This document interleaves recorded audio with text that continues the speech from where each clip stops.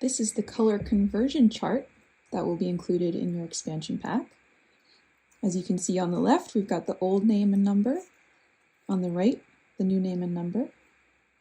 And so as you're unraveling your pirnettes, you'll take a look to the left and travel over to the right to find which new sticker you're going to put on the pirnette. Many of the colors have the same name, just a new number, but some of them, yellow blue for example, has a new name and a new number. And so we figured having a reference chart like this would be helpful. So once you have taken all of the yarn off of your pirnette, we will find the corresponding color sticker, the new sticker.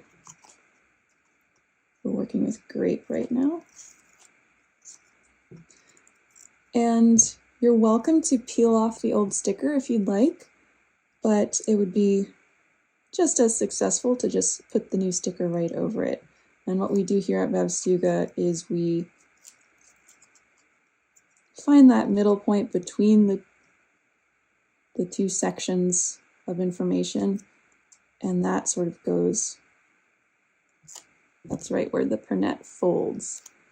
So the 6/1 wool will be on the left side, and you'll fold it over to the right. And then to put your yarn back on, find an end and put it through the notch, wrap it around the back. I like to wrap around the end a few times so that you make sure it's secure. And you just keep wrapping. You can go as slowly or as quickly as you like.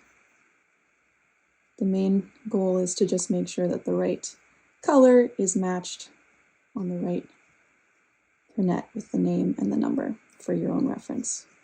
So however you like to achieve that, that's up to you. And now we're getting to the end, and we're wrapping and leaving a little bit of a tail so that we can go around and through our notches to secure it a bit. And there you have a newly labeled pirnette. You're going to want to do the same thing for the other 14 colors.